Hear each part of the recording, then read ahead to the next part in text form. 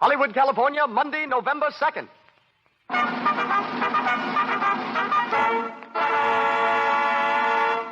The Lux Radio Theater presents Gary Cooper in The Virginian with Charles Bickford, Helen Mack, and John Howard.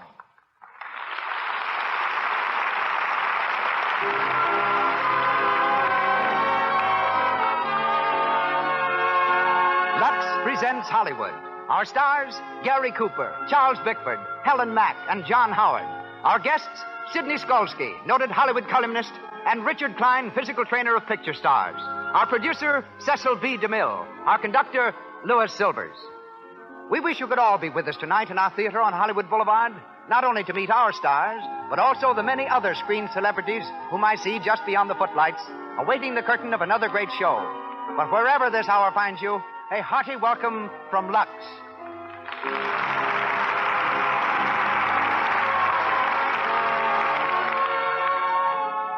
This program comes to you with the good wishes of the makers of Lux Toilet Soap, the soap preferred by 9 out of 10 Hollywood stars, and is yet so inexpensive that every girl can use it every day. Our message is to use all the cosmetics you wish, but remove them thoroughly, the Hollywood way, with Lux Toilet Soap, whose active lather cleanses the pores and keeps your skin soft, smooth, always lovely. Our show opens with word from our producer. Ladies and gentlemen, Mr. Cecil B. DeMille.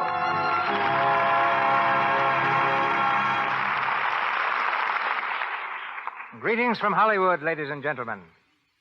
Here in the hometown of movies, we're so used to stars who grit their teeth, clench their fists, and crash their way into the limelight, that a man as shy and human as Gary Cooper is a complete novelty. On a Hollywood soundstage, he's as refreshing as a breeze off the prairie. Last month, the Cheyenne Indians up in Lame Deer, Montana, tried to give him a name. They called Gary Comaced. He was mighty pleased to become a member of the tribe until he discovered that his new name means tall, handsome one. Gary was an unknown actor in westerns when he was called in by the Paramount Studios for a screen test. Entering the room, he faced an office filled with producers and executives. The long young man from Montana looked at the expressionless faces, swallowed hard, smiled feebly, and bolted for the door. But his personality clicked. They gave him an important role in Wings, and Gary's been soaring steadily upward ever since. I welcome him tonight as a fine actor, a sincere co-worker, a fearless man, and a close friend. Charles Bickford is also a most welcome addition to our cast. Charlie left the stage to work for me in Dynamite, my first talking film, and has appeared in 4 of my pictures since, including The Plainsman. Charlie's no mean antagonist as a villain. In fact, it took an African lion to put him in the hospital. He will be heard tonight in the role of Krampus. Our leading lady is Helen Mack, who has been on stage and screen since childhood, and is one of the most unspoiled young actresses in Hollywood. She is heard as Molly Wood. The role of Steve is played by John Howard, co-star of the film Valiant is the Word for Carrie. And now, up with the curtain, as the Lux Radio Theater presents The Virginian, written by Owen Wister, starring Gary Cooper with Charles Bickford, Helen Mack, and John Howard.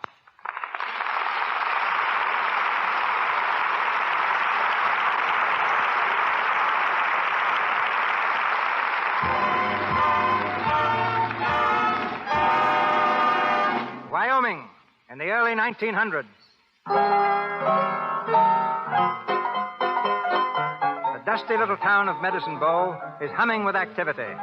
And though it's only 10 o'clock in the morning, the Maverick Cafe is filled with a noisy, rowdy gang of cowhands, whooping it up on their one day off. From the street comes a tall, quiet-spoken young cowboy, known to his friends as the Virginian. As he steps up to the bar, he gets a loud welcome from an old pal, Steve. Hey, you gall-dang mangy soup-fed buzzard, who are you passing by? Steve! Nobody else but. Well, Steve, you ornery low-down cousin to a bald beaver. What in blazes you doing here? Oh, nothing special. Blew into town about a week ago. Well, I'm sure glad to see you, Steve. Say, it must have been 4 years since we was riding together. 4 years or more. Yes, sir. Say, I heard about you being made foreman over at the Box X Ranch. It kept me laughing for a week. Yeah? Well, what have you been doing? All the same as usual. Working some and playing some. Mostly playing. You no good, Weasel. You're just the same as always. Ain't no account to nobody nowheres. Ain't you ever going to settle down? Me? Say, what for? Buenos dias, senor. Oh, hello, Nina. How are you? Muy bien. Hey, let me introduce you to an old pal of mine. Oh, hello. Morning, ma'am. He's very handsome, no? Yeah, just a minute. Sure, he's a real lady killer, Nina. See. Hey, you better watch out for this hombre, ma'am. He's a low-down, double-barreled liar. Don't you believe a word he says? Oh, yeah? Hello. What's the argument, boys? Oh, hello, Trampers. Step right up and join in. I don't know what it's all about, Nina, but whatever it is, I can settle it fair and square. No. In my favor. When'd you get in, Trampers? Just blow it in to beat your time with this lady. Come on, Nina, I'll buy you a drink. But, senor, I am with this gentleman. You mean you were with him? Come on. No, stop. I want to stay here. Hey, I ain't arguing with you, sweetheart. I'm telling you. No, let me go. Wait. There ain't no argument, Trampus. We're getting along just fine. Not that it's any of your business. Who's talking to you? I'm just telling you. Yeah? Well, when I want to know anything from you, I'll let you know, you long-legged son of a... Wait a minute. If you want to call me that, smile. You're getting mighty touchy, ain't you? About some things. You better be leaving, Trampus. Sure. Come on, boys. I'll trim the hide off you in a game of stud. Say, I wouldn't mix it done with Trampus if I was you. Trampus and me just don't mix at all. Hey, where's the Virginian? Somebody want me? Hey, Nebraska. Here. Oh, hello, boss. Say, the Wyoming special can't get through to the station on account of them cattle blocking the right of way. All right, I'll tend to him. Come along, Steve. Sure. I'll help you clean them up.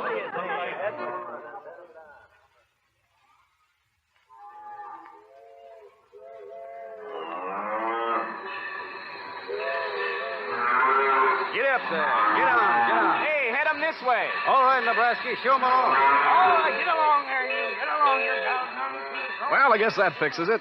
Thanks, Steve. Well, look at who's here. Where? That girl over there. Just got off the train, I reckon. Hey, she sure is a fine-looking female. Yeah, I'd kind of like to make her acquaintance. I seen her first, Steve. Hey, what's the matter with her? Yeah, she's backing up like a scared calf. Hey, look at her. She's scared of that milk cow down there. Hey, ma'am, that cow won't hurt you none. Wait, Steve. I'll go and rescue the fair lady. Rescue her? From what, a moo cow? Don't stop me now. Oh, get away. Get away, please. Oh, get away, I said. Ho, ho. Get out of here. Get out of here, you ornery devil. Go on. Go on, get out of here. Well, the critter's gone, ma'am. I reckon you're safe now. Oh, thank you so much. It's a mighty lucky thing I happened along. A wild steer is an awful ornery critter. Oh, it did frighten me, just for a moment. If that steer had seen you face to face, just like I'm doing now, ma'am, he couldn't have been so mean. Oh, thank you. I reckon you're the new waitress at the Lone Star Hotel. Oh, no, I'm a teacher. Oh, the new school, ma'am? That's right. I've come all the way from Vermont. Well, that sure is fine. Well, thank you again for rescuing me. Oh, that's all right. Any time at all. Mister. What's the matter, little girl? Did you see my bossy? Bossy? What? Why, no. She's my milking cow. I was leading her home and she ran away. And I can't find... Oh, there she is. Bossy, here, girl, here, bossy. Oh, so that's your wild steer, a milking cow. Well, you see, ma'am... Thank you so much, Mr. Cowboy. It was so brave of you to rescue me from Bossy. Well, look, ma'am, it was like this. Don't you think you'd better go and rescue that little girl? I'm sure she'd be quite impressed. But if you tried to make a fool of her, she'd probably slap your face. Good morning. Good morning, ma'am. I'm sure sorry it wasn't a real steer.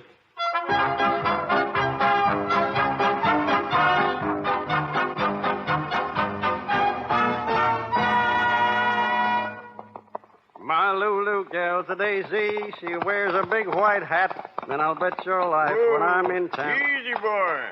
Who's that, the Virginian? That's right, Judge. I thought I recognized you. The dark, I wasn't sure. On your way to that welcoming party they gave him for the new schoolma'am, I suppose. That's where I'm heading, Judge. Me, too. They say she's a mighty pretty girl. Yeah, she sure is. Say, The Valley Ranchers had another meeting this afternoon. About rustlers? Yeah. The patience is plumb give out. I tell you, the country's going to the dogs when it pays a man better to steal than to work. It ain't everybody that's stealing cattle, Judge. Some is, and it's up to us to find 'em out. You know, Judge, I got an idea that ain't going to be so awful hard once we set our minds to it. What do you mean? You got any suspicions? Maybe. Who? Well, it's only a suspicion, Judge. Cattle rustling's a nasty thing to pin on a man unless you got proof. Tell me who it is. I'll get the proof. No, I reckon I'll wait a while, and if I was you, Judge, I wouldn't say nothing about it at the welcoming party. No use spoiling the schoolma'am's first social gathering.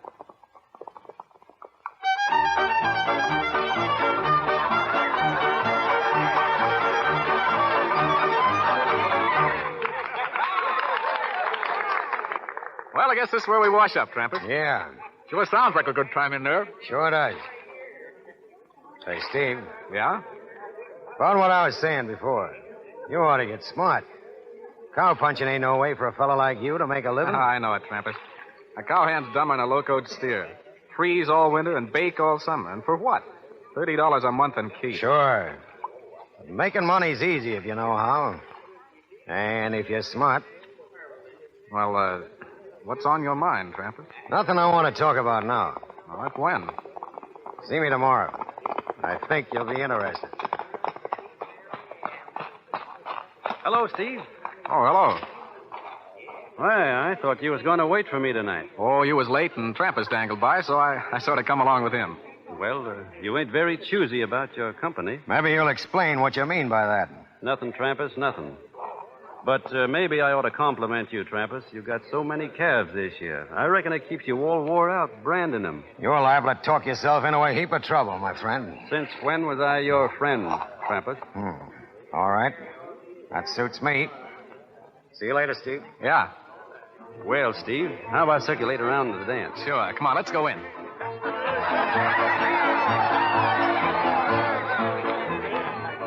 Hey, there's your new school mom over there. Yeah. Yeah, she looks mighty pretty in her Vermont dress, don't she? Say, she'd look good in an Indian squaw blanket. Well, here goes, Steve. You gonna ask her for a dance? And I'm going to get it. Evening, ma'am. Oh, good evening. Would you care to try a turn at dancing? Huh? I said, would you care Yes, to... I hear you. You're from Virginia, aren't you? Yes, ma'am. That is, I was born there. I always thought that Southerners had such good manners. That's correct, ma'am. Leastways, they should have. Well, in New England, where I came from, a man always asked to be introduced to a lady before he asked her to dance. I ask your pardon, ma'am. Will you excuse me for a minute? Certainly. Thank you, ma'am. Hey, Shorty, Yeah? come here. Yeah, what do you want? You know the new school, ma'am? No, sure I know her. Well, I want you to introduce me. Formal like. Sure. Yeah, come on over. Thanks, Shorty. Oh, Miss Wood. Yes. Miss Wood, I'd like to present an old friend of mine to you. We calls him the Virginian. Very pleased to meet you, ma'am. Oh, yes. You're the gallant young man who rescued me from the tame cow. What's that? Tame cow? It's all right, Shorty. I'll see you tomorrow. Huh? Oh, yeah. Yeah. Well, so long, boys. Well, Well, would you like to dance, ma'am, or should we sit down? thank you. I am a little tired. I'd rather talk than dance. Can't talk and dance at the same time anyway. Shall we go outside? Very well. This way, ma'am.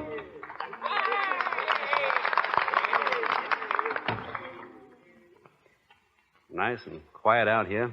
Yes, isn't it? Yeah, sure is. Miss Wood, there's something I'd like to say to you. Do you mind if I say something first? No, ma'am. I suppose you feel very proud of yourself for what you did the other day. Yes. No, ma'am. Well, you ought to be ashamed of yourself. No, ma'am. Yes, ma'am. Is that all you can say? Yes, ma'am. No, ma'am. Well, I don't think you're a bit funny. Yes, ma'am. Stop it. Well, that's better. Now we're going to get along fine. You said you had something to say to me. Well, I reckon you said it already. I was just going to apologize to you on account of acting up like I did about that cow. Oh, I see. Now that's all over, and we've been formally introduced and all. I'd like very much to go riding with you someday. Oh, would you? Yes, ma'am. You ain't afraid of me, are you? Oh, why should I be? No reason at all. I'm as gentle as a plow horse. And I'm powerful, interested in education. Oh, then I do hope you come to some of my classes. I have several little boys just your age. I'd sure be proud. Yes. Only I don't reckon I could get away from work to go to school right now. Oh, but you could get off to go riding. Yes, ma'am. All right. Thank you, ma'am. I'll be calling for you up at the schoolhouse.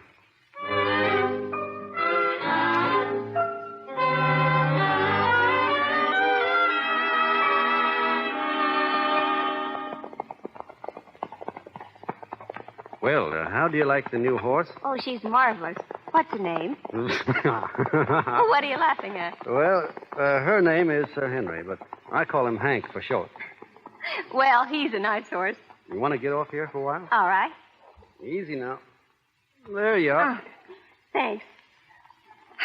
Oh, it was wonderful to ride out here. I love it more every day we come. I reckon I do, too. Never noticed the country much before, but coming out this way with you all the time, I like it fine.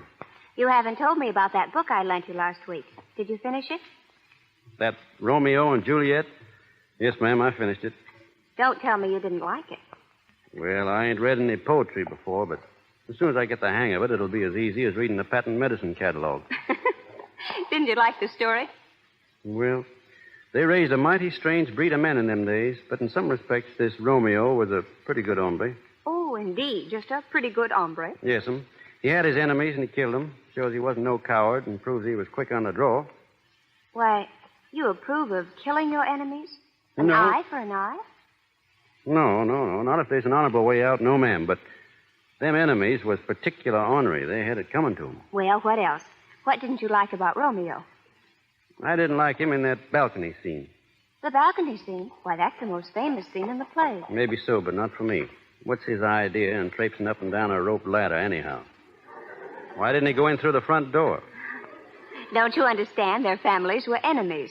But traipsing up a ladder, that ain't my idea of a real man. Well, what would you do? Go in and kill her father? That would be nice. No, I wouldn't have killed him, but I'd have had a showdown with him, man to man, and if he was too stubborn to call off that fool feud, I'd have grabbed Juliet right off that balcony and married her. That was just what he was planning to do. Yeah, I know, but he couldn't stop playing actor on that balcony. Wasted so much valuable time, he got them both killed. What would you have done? Well, I ain't no Romeo, but if I loved a gal and wanted her, I wouldn't fritter away the time on no rope ladder making up poetry. Well, what would you do? I'll show you. I'll just take her like this. Let me go. Stop it. Stop. Oh, There, that's what I'd do. you're just as sure of yourself as ever, aren't you? Molly, don't play act with me. We don't fool each other. We ain't on no balcony. Molly, don't you think the spring is the prettiest time of the year to be married? I don't want to be married. Oh, Molly. Well, not yet, anyhow. I've got my school, and I'm just getting started, and Teaching school. That ain't no woman's job in life. it's mine. Oh, I like you, and I admire you, but I'm not sure of myself yet. This country's so new and strange. I feel like an alien, an outsider. Oh, I don't know how to explain it, but I just feel that I'm, well, different. Women are funny, Molly. I don't understand them. Well, I'm glad you think you don't. What was that? Sounds like a calf bawling. I better find out what the trouble is. I'll go with you. No, you better stay here. I'll be right back. Come on, boy.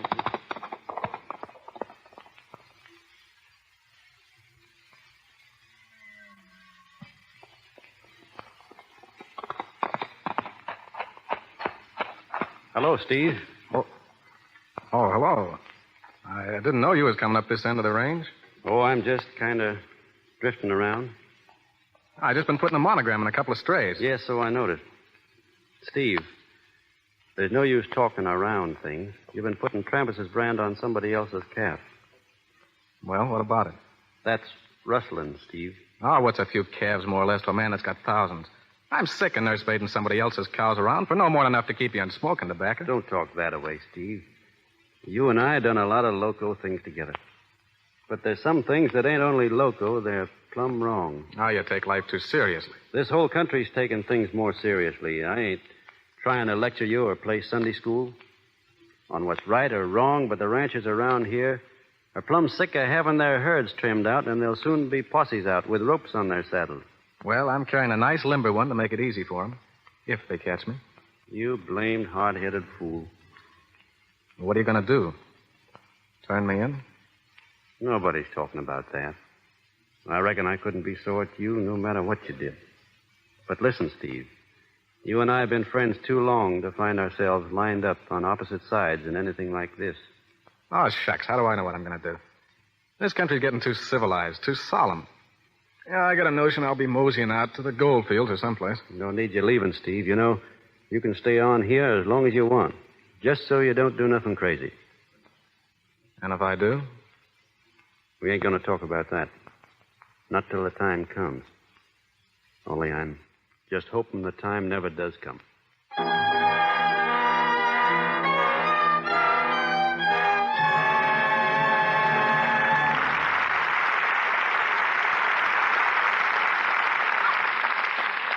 Gary Cooper will be back in just a few moments to continue the story of the Virginian. But now, let's go to the airport in Burbank, out beyond the huge Warner Brothers studio. And as the 5:30 plane takes off for New York, in the crowd are two girls. Let's listen. That must be a pretty important letter, all right, that we should drive way out from Hollywood just to send it off in the 5:30 plane. Is it important? It's an airmail special delivery to Bill Butler. Oh. Anyway, I think it's fun to see planes off. A lot of other people do, too. Look at the crowd. What? Well, they're not looking at the plane. No? Look at those mics and lights over there. Oh. They must be shooting a picture. Yes. Isn't that Ann Southern? Yes, it is Ann Southern. Oh, doesn't she look like a million? Some snappy suit she's wearing. Some snappy complexion, too. I wish I had one like it. Ann Southern's complexion does look lovely. It will continue to look soft and smooth and clear because this youthful star protects it. She knows that enemy to good looks, cosmetic skin, comes when you're careless. Here's what this charming star says. Of course I use cosmetics, but I don't risk unattractive cosmetic skin. I use Lux toilet soap because then I know I'm safe. That's good advice for you. Lux toilet soap's lather is active. It removes every trace of dust and dirt, stale rouge and powder that might remain to choke the pores. It's when the pores are choked that tiny blemishes, a dull, lifeless look, enlarged pores tell you you're getting cosmetic skin. Remember, put Lux toilet soap on your shopping list. Buy for your complexion the same care 9 out of 10 screen stars use. Once again, Mr. DeMille. We continue with The Virginian, starring Gary Cooper, with Charles Bickford as Trampas, Helen Mack as Molly Wood, and John Howard as Steve.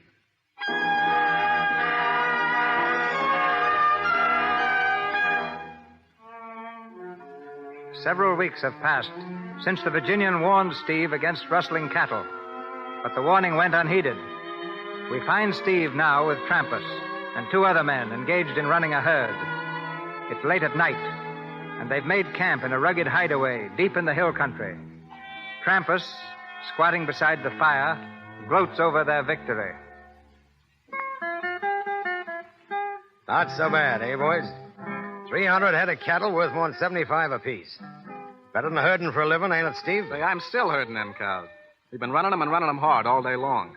This ain't no picnic at all. You'll have your picnic, Steve, when we cash in on them. Hey, Pedro. Yeah? Put another stick on the fire. Hey, wait a minute, Trampas. I'd let that fire be. It's big enough now. If anyone's following us, they'll see it sure as shooting. What's eating you, Jim? Getting scared? Well, ain't no use asking for trouble. Let the fire alone. Hey, listen. When I want a fire, I'm going to have it. If there's anybody following us, there's 40 miles back, cooling their heels. Yeah, hunting for cow tracks underwater. Well, I'm going to dangle down the ravine and see how Greasy's getting along. Night herding them critters. Right back, Steve. All right. Listen, what's that? Ain't you never heard cattle before, Jim? It sounded like they was being disturbed or something. Calm down, boy. You're all on edge. Sure, everything is all right. Yeah? Maybe. But I'll be glad when we get rid of them cows, I'll tell you that. What if they do catch us? You can only die once. Yeah, what's life anyway? A few winters waiting for spring, a few summers wishing they'd last, and then your little 6x3, 6 feet under the ground, that's all. Might as well be now as later. Well, that ain't the way I feel about it. I ain't itching to die just yet. Ah, come on, let's think of something cheerful. Sure, we sing something to cheer you up. The boy Pedro, make it low and sweet. Quando sale de la baña, valga mi Dios.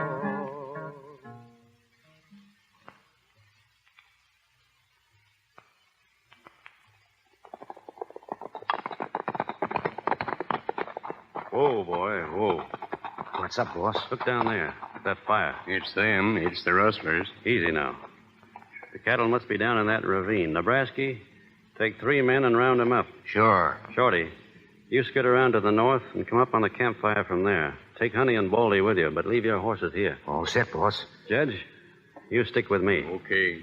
When I whistle, Shorty, you and your men close in. Yeah. Won't they be surprised down there? All right now? Spread out, everybody. And come in easy.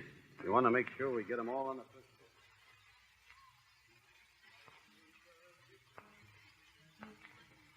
Ay, tu dami amor, ay, que verte conmigo, Chanita, a donde vivo yo. Atta boy, Pedro. I always liked that song. What was that?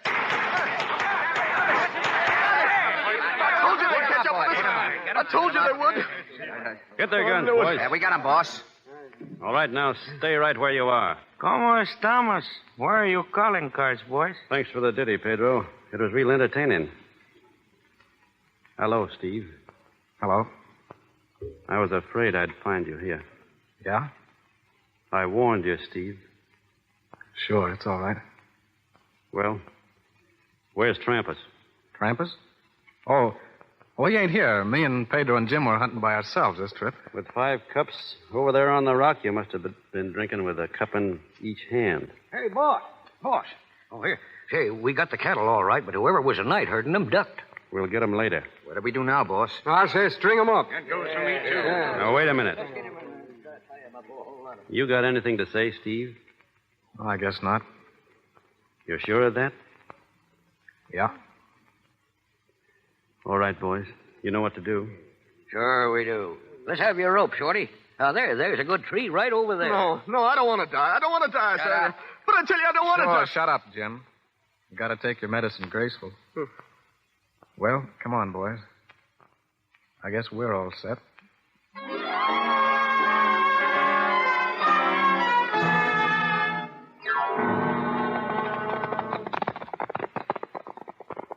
Ain't you riding in with us, boss?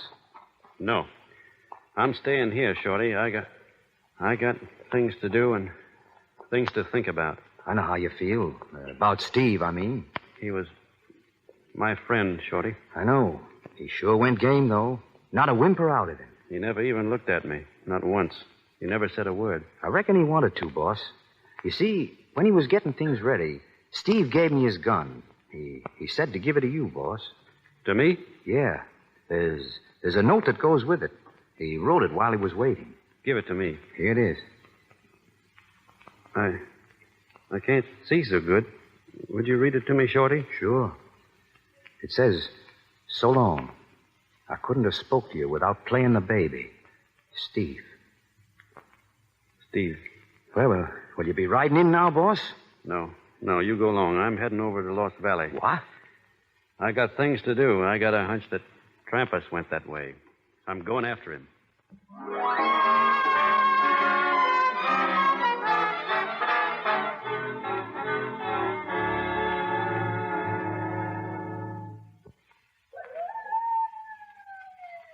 Keep your head down, Greasy. See? Be sun up soon. I ain't taking no chances of being spotted. We gotta get away from here. They hung Pedro and Steve and Jim. We gotta get away, Trampas. We'll make it all right. We gotta watch our step. Now, take it easy. We'll stay here till dark, then we'll head south. After that... Trampas. What's the matter? Trampas, look down there. Someone is coming. Keep low. Ha-ha. Well, if it ain't the Virginian. See, the Virginian. He's alone. Yeah. Hand me that rifle. Here. Out all by himself, eh? Looking for me. Well, he's looking for the last time. You hit him. He's down. Come on, Greasy. I reckon we can start moving now.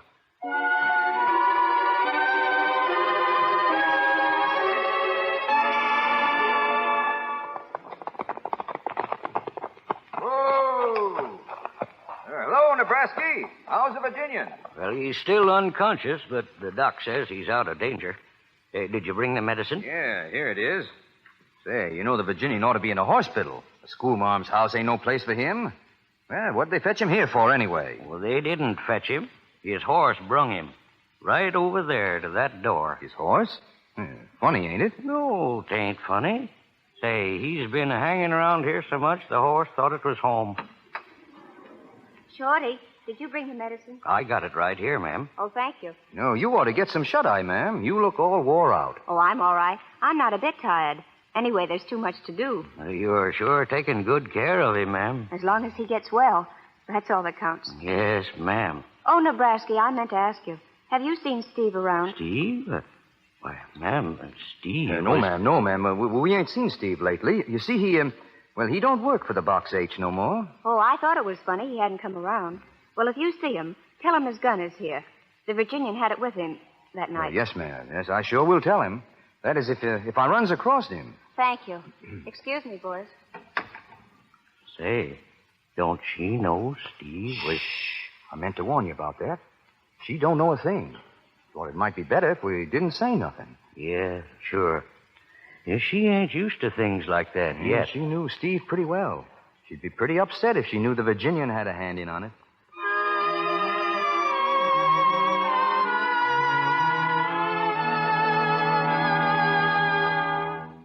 Well, how's the patient today? Oh, I've been up and around, Judge, feeling fine. Good boy.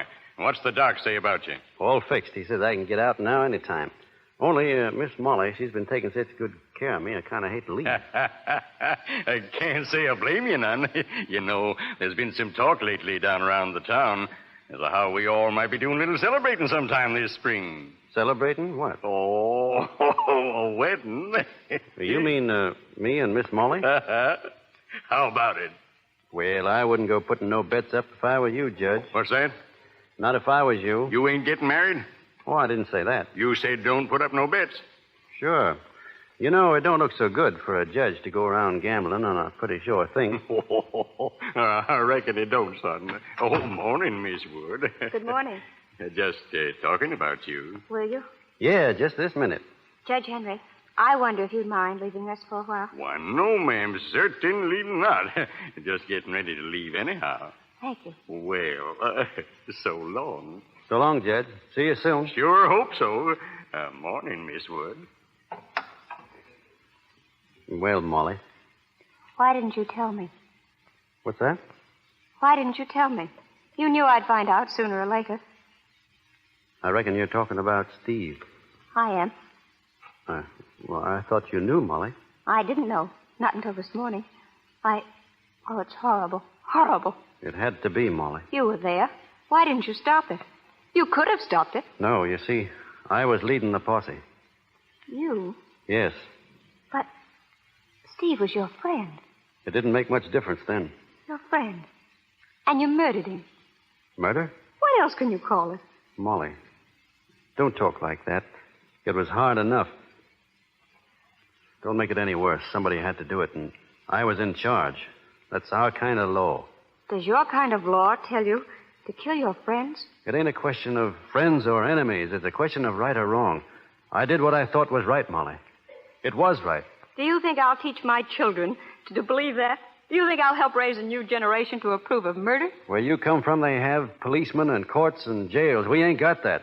So when we have to, we do things our own way. I see it now. It's this life. It destroys every human feeling a person's got. It's destroyed you. It's made you cruel and ruthless and cold-blooded. Well, it won't destroy me. I won't let it. I'm leaving here just as soon as I can. Leaving, Molly? You don't mean that. I do mean it. Then you're leaving me, too. Yes, I'm leaving you, too. I'm leaving everything that's base and mean and ugly. Now, please get out and let me alone. Let me alone.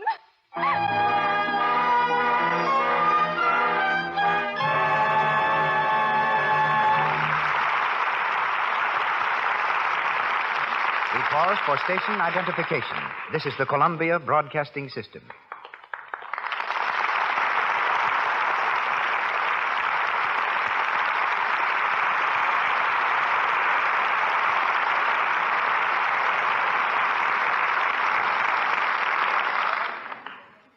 It's the pride of California that it produces bigger things than any state in the Union.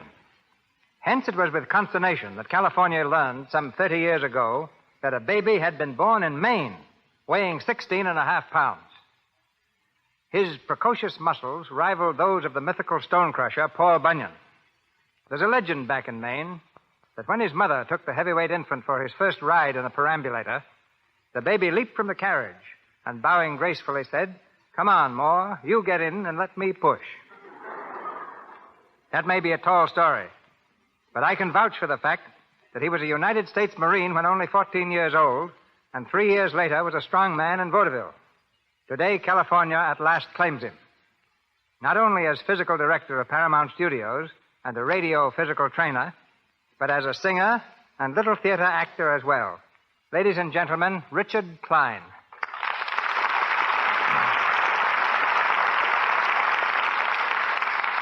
Well, thank you, Mr. DeMille. What would you like me to do?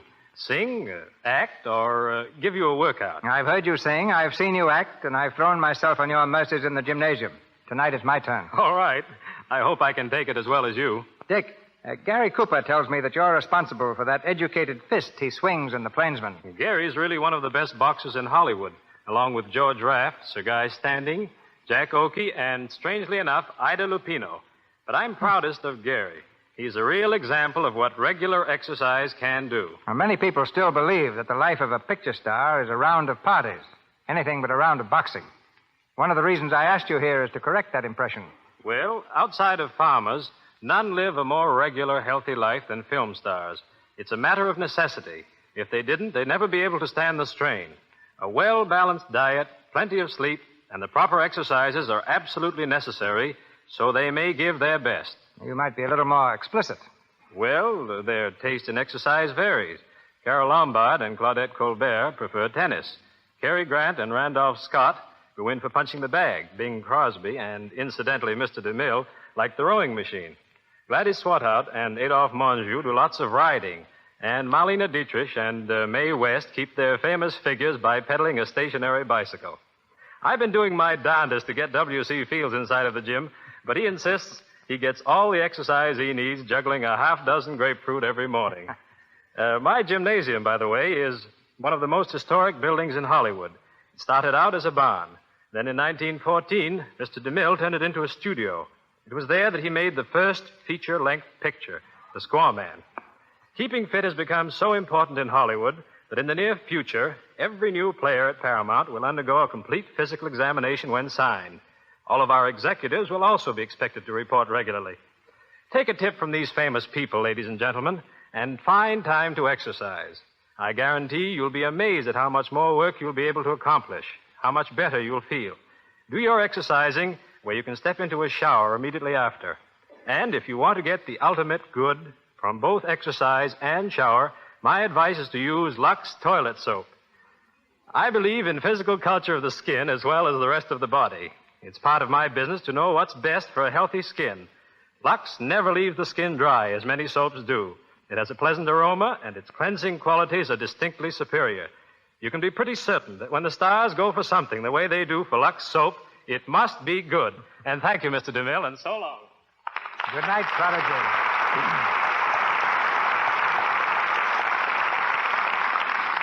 And now, back to the Virginian, starring Gary Cooper with Charles Bickford, Helen Mack, and John Howard.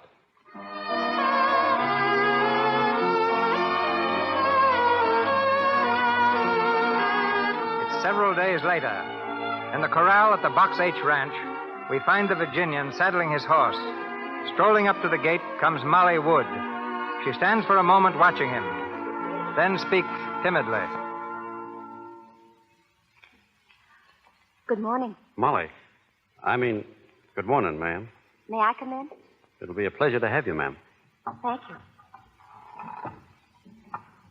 you. You see, I didn't leave after all. Yes, ma'am. I changed my mind. I'm going to stay. Are you? Well, aren't you glad? That all depends. You see, folks has to be made for this country. It's rough, and it's wild, and it takes a strong stomach to stand for some of the things that go on out here. If you can't stand it, it's best not to stay at all. You think I'm a weakling, don't you? No, ma'am. I just don't think you understand our side of it. Perhaps not. but I've decided to try. I've been doing a lot of thinking since the other day. I've looked around me at people like Judge Henry and Shorty and Nebraska and their wives. People like that can't all be wrong. They're kind and good. Yes, ma'am, they are. But they don't ever let themselves forget the reason they're here. They're building a new country, ma'am. It's a big job. I know, and that's why I'm staying. I want to help. We sure need it, ma'am. Any help at all, and yours will be right welcome. Thank you. And now will you forgive me for what I said to you? Forgive you? Well, that's easy. And will everything be just as it was between you and me? That's up to you, Molly. I want it to be. I've been wanting it, too. Oh, darling.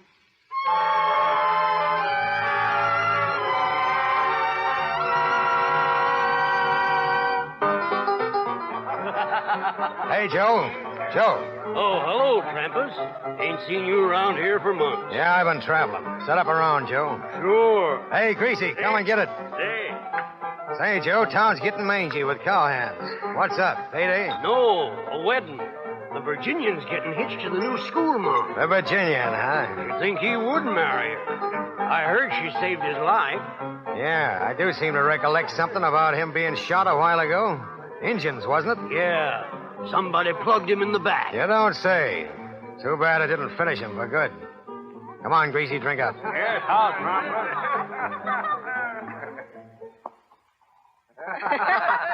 Oh, boys. Hey, when's the wedding, Miss Molly? Yeah, when's the big event? Speak up, boss. It ain't going to be till tomorrow, so you can stop pestering right now, you bunch of mangy mavericks. Say, Miss Molly, do you mind if we borrow him for a spell? Well, can I trust you? Oh, we'll all be very good. Pretty good. Not too good. Which is the honest man? Not one of them. Well, all right. I'll trust all of you. You can borrow him, but not for too long. That's fine. Now, come on. Go on ahead, boys. I'll meet you in a couple of minutes. Yeah, see you over at Joe's place, boys. Right, boys. You don't mind me going with him, do you, honey? Well, of course not. The boys have their rights to you just as much as I have. I won't be long, anyhow. We'll have plenty of time alone where we're going. We'll travel west till we find just the place we want to make our home. I hope you'll never be sorry. I hope I'll always be able to make you happy.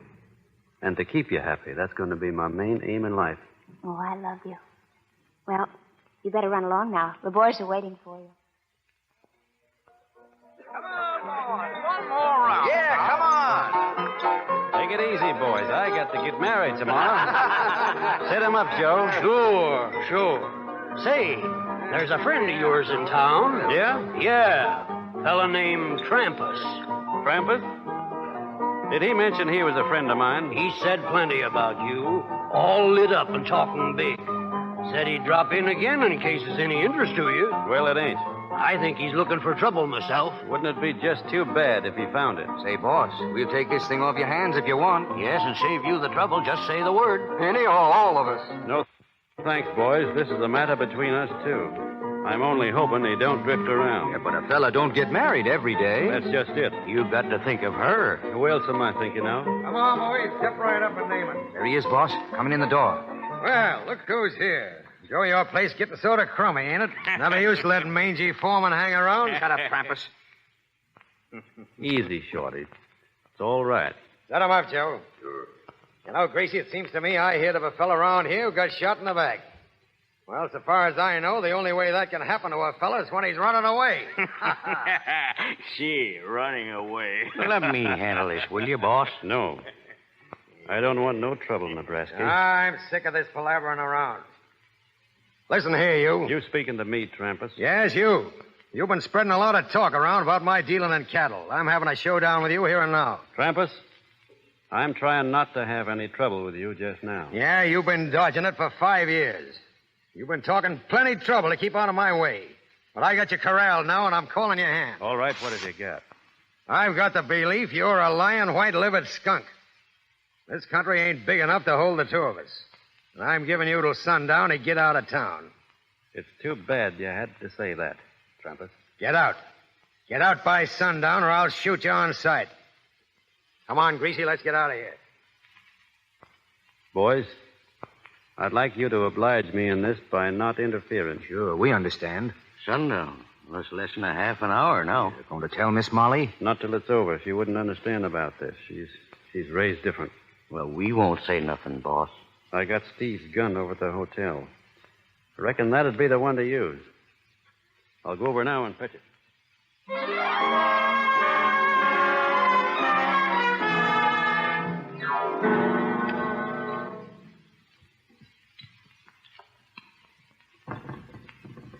Come in. Oh, here you are. Sure, Molly. Oh, is things so terrible waiting for you? You heard about Trampas being in town? Everyone's talking about it. They say you've got to leave by sundown. I wanted to run out and find you, but I didn't. I waited quietly in my room. I'm sorry you had to be worried, Molly. What doesn't matter? Nothing matters except that you're here. Let's don't think about it. What shall we do now? Now? Nothing now. It ain't quite sundown yet. What?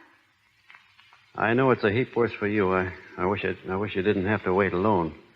But it won't be for long. Why, what do you mean? I did my best. I let him say things to me no man ever said before.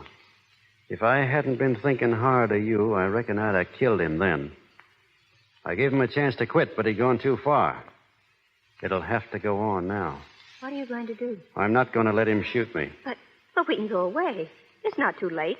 You can go away and leave him here. I've got to stay. Oh, no, there must be something else. There must be.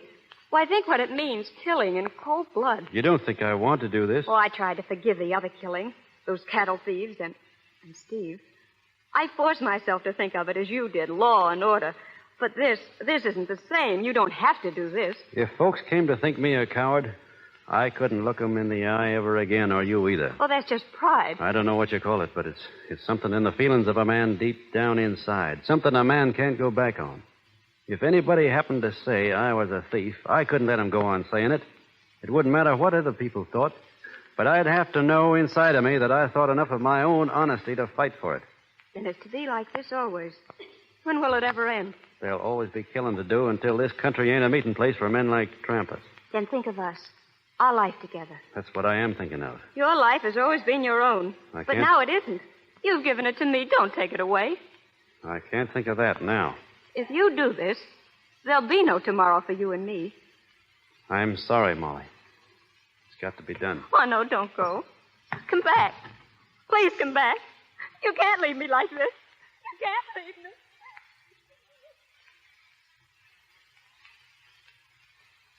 Hello, boss. Hello, Shorty. And it's sundown. Yeah? I just seen Trampas.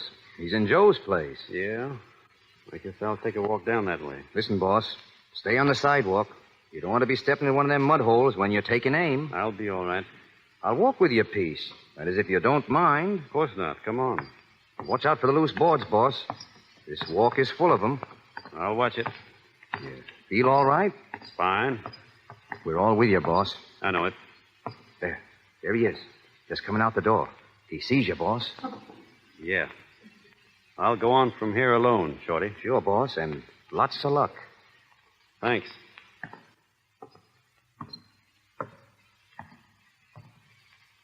It's sundown, Virginian. I know it, Trampas. I warned you. Well, I'm waiting. You won't have long. Bossy, all right? You never touched me, Shorty. Oh, you got him, boss. He's deader than a cold mackerel. Yeah, I reckon he is. Where is he? Where is he? Oh, let me through. Please let me It's through. Miss Molly. Molly. Oh, you're safe. Oh, thank God it wasn't you. Thank God. It's all right, Molly. No need to cry. Don't ever leave me. Ever again. But what you said before about there not being any tomorrow, don't that count? Nothing counts except that I love you. Promise me you'll never leave me. Promise. Sure, I promise. But I still don't understand women, Molly.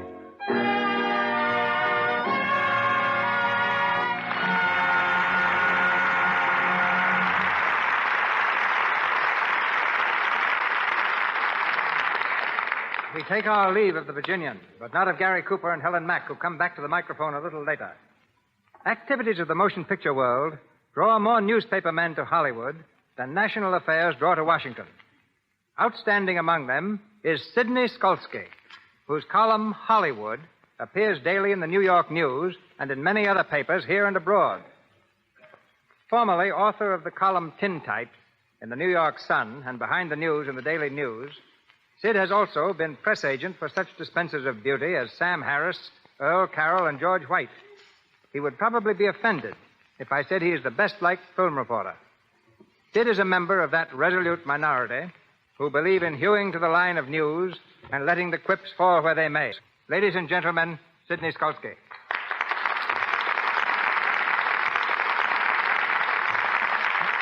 When you call me that, partner, smile. Well, how are you, Skolsky? I've got myself exactly where you want me. You'll never get there, Skolsky. I mean, I'm as nervous here as I make you when I visit your movie set. Well, you look like one of my pictures. 4 frightened people. All 4 of them. I sound like a straight man, and when a columnist goes straight, that's something. That'll be enough, Skolsky. Get on with your Hollywood wash. Pretty subtle. Nobody'd ever think you were talking about Lux. Can you do better? Well, I don't use publicity blurbs in my column, and I don't intend to start with this program. But I can truthfully say I've seen Lux soap in homes of movie stars that I've visited. And I don't believe actresses keep Lux around for the same reason they keep emeralds. Well, now that you're here, make the worst of it. Don't worry, I will. Hollywood is a place where Kay Francis now keeps her diary in shorthand, where Gloria Swanson has 8 photographs in her bedroom of Gloria Swanson. It is a town where you need an umbrella to walk through a mist. It is a town where Hugh Herbert, leaving a party, said to the hostess, "I had a lovely evening, but this wasn't it." Where Francis X. Bushman, who was once the Clark Gable and Robert Taylor of his day, now owns a hamburger stand opposite the 20th Century Fox studio and is still serving his public. But don't get me wrong, I love Hollywood.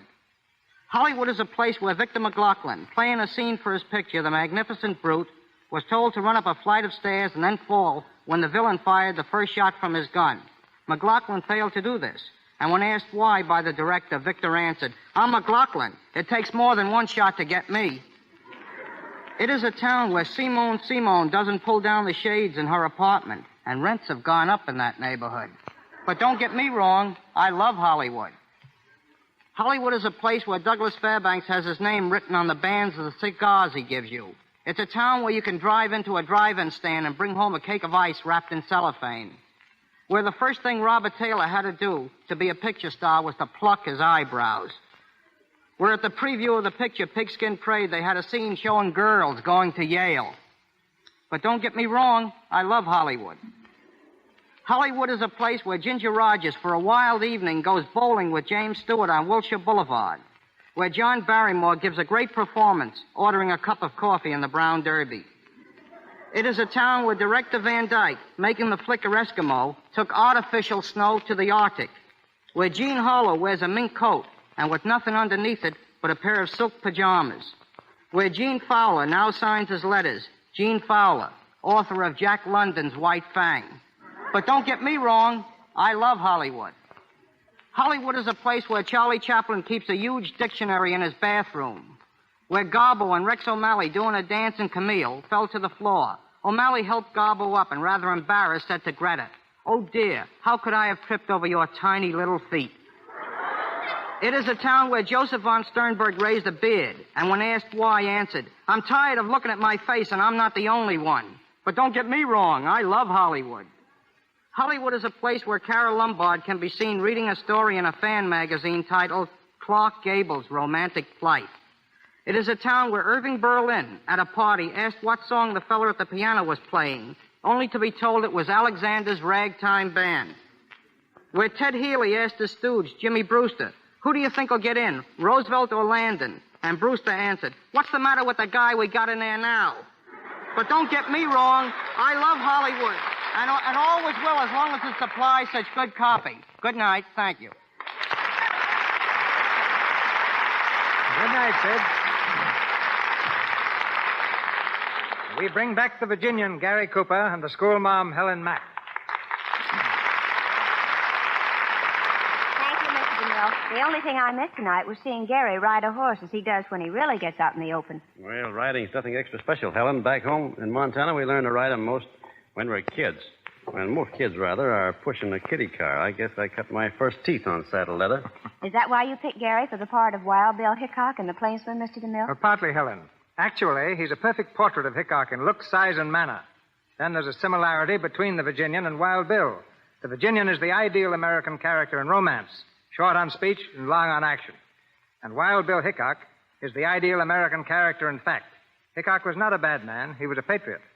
Well, then how did he get such a reputation as a killer? Well, he's supposed to have killed between 60 and 100 men, not counting Indians. And nobody counted Indians in those days. Oh, they were just used for practice. Probably. The fact is, Hickok killed only in defense of law and order, and as he said himself back in the 1870s, there's no Sunday west of Junction City, no law west of Hayes City, and no God west of Carson City. It was to change all this, to bring respect of law to the West, that Hickok devoted his life, finally losing it when shot by Jack McCall, who killed him for the strangest reason ever heard, because he admired him so much.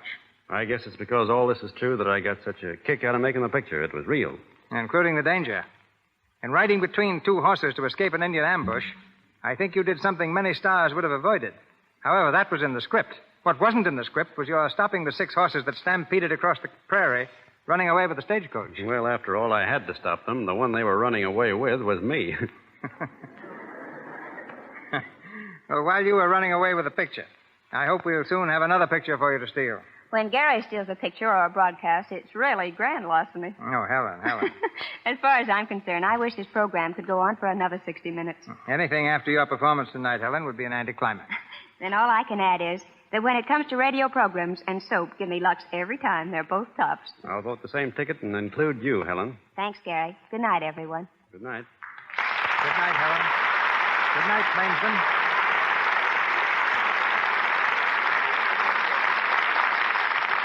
Of the thousands of stories that relate the adventures of a modern Robin Hood, none has won such enduring popularity as Alias Jimmy Valentine, which comes to us next Monday night with Pat O'Brien in the title role. With Pat are 3 other Hollywood stars, Madge Evans, Alan Jenkins, and William Frawley.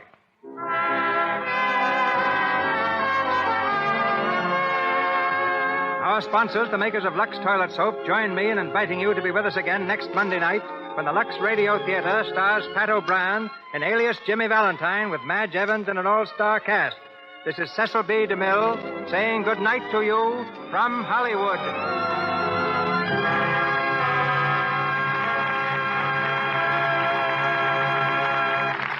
Your announcer has been Melville Ruick. This is the Columbia Broadcasting System.